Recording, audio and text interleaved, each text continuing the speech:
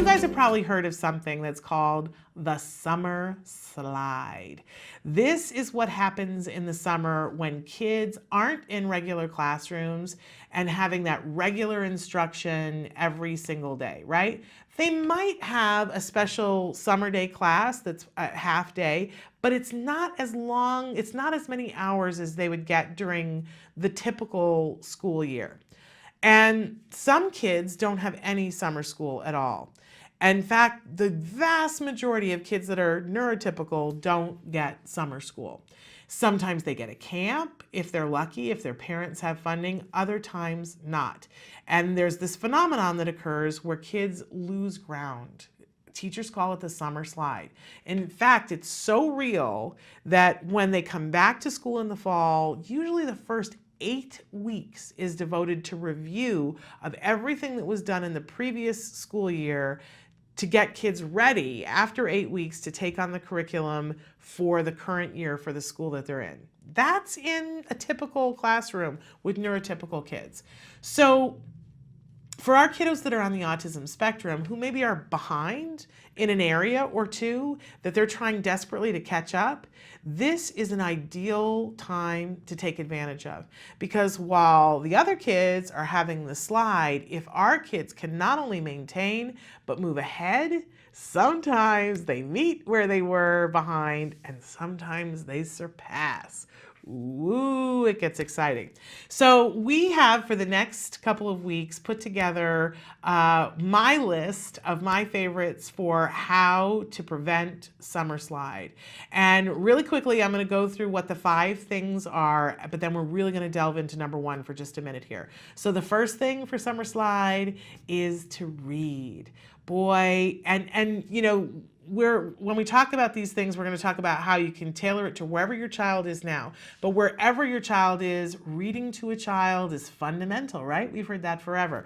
Read to them or have them read to you or have them read on their own. We have tips for how to do all of those things, but reading opens the world. If you have a child who doesn't yet love to be read to, oh my gosh, we're going to talk about that in just a second. So for our 5 summer slide things, we're going to read. We're going to write. I've lost my list. I have it here. We're going to read. We're going to write. We're going to draw. We're going to build. And we're going to splash. Doesn't that sound like fun? Read, write, build, draw, and splash. So number 1, reading. Okay, as I was saying, this is the cornerstone for everything, because if somebody reads and loves to read, information is going to come in and flourish. If you worry about creativity, if you worry about flexibility, it all comes together with reading. If you worry about perspective taking, reading is great for all of these things, and it will serve them in every single subject that they have in school. So, as I said, if you've got a small child who doesn't yet love to be read to, it's time to flip that equation. Give them something to hold on to while you're reading and make the reading interactive. I've said before on the show that I love Usborne books because they have that little duck that is on every single page, and you have to find the duck. Well, I encourage you to get at least one Usborne book because they're great, great books, and you'll see what the duck works. The child sees how the duck works. You read the page, then you say, where's the duck? And they have to find the duck on the page. It keeps them engaged while you're turning pages and other things are happening. But once you know how to do an Usborne book, you can turn any book into this kind of a book. I can't tell you how much fun my son and I used to have finding something in the book that was the running theme, like where's the dog? Do you see the dish? You know, spot that. Well, you're working on labels, but you're keeping them engaged. And don't be afraid to ask questions. Don't be afraid to get silly. Don't be afraid to take on characters, to set mood, to have different voices, to use puppets, to use their toys. I want to do a whole class on how to read to a small child at some point on this show because it can be the most fun thing. If you become a puppet theater, I guarantee you, your child will come and be like, tell me a story. And once you get to that point, think about how different kindergarten is and sitting in circle time if the child loves to be told a story. This really is a recipe for success. Now, if you've got a child that's older and you're like, you know, we're past the age of doing that, but they're supposed to be reading independently and they don't want to. Well, that's something to be worked up to. If you start reading to a child, and I always say in the summer, pick a book to read with your child, no matter what their age. If you've got a 21-year-old, pick a book to read side by side with them. And you literally can sit there side by side and turn the page when they turn the page. So you know what they're reading and you can discuss it. You go to a bookstore and buy a paperback and get 2 copies. Make sure that the book is something that they want to read, because if it's not something that gets them, it's all going to be over. Every generation has a different book that really grabs certain individuals. Boys tend to have a harder time getting excited about reading, but that's just because we haven't given them the right book yet. I remember probably 15 years ago, the book was Holes. And we all used to say as teachers, if you've got a boy in your class who doesn't like to read, give them the book Holes. Then the movie came out and nobody wanted to read the book anymore because everybody'd rather watch the movie.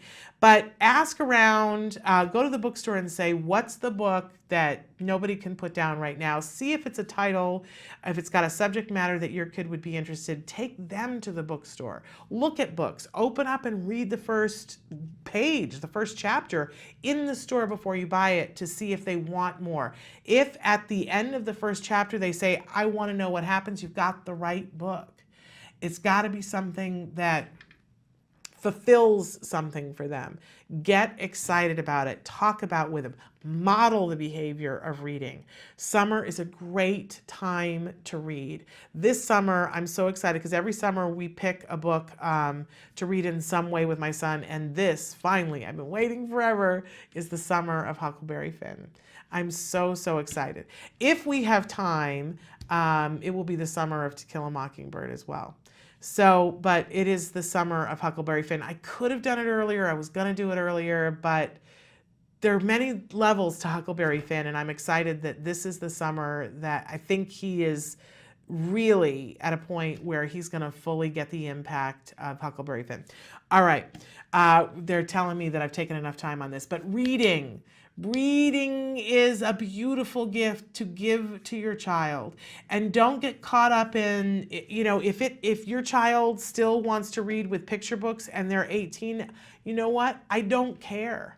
I always say read a little bit above where they are. So if they're at reading picture books, great. Get a graphic novel and have them read that. If you are at a point where you really don't want them to be reading picture books, start with the Geronimo Stilton books, where you'll go through and they have different levels of print and they'll have pictures for some things, but it really helps to build reading comprehension. Don't go too far above their reading level, but don't go below, maybe just a smidge above their reading level, and make sure that it's something exciting.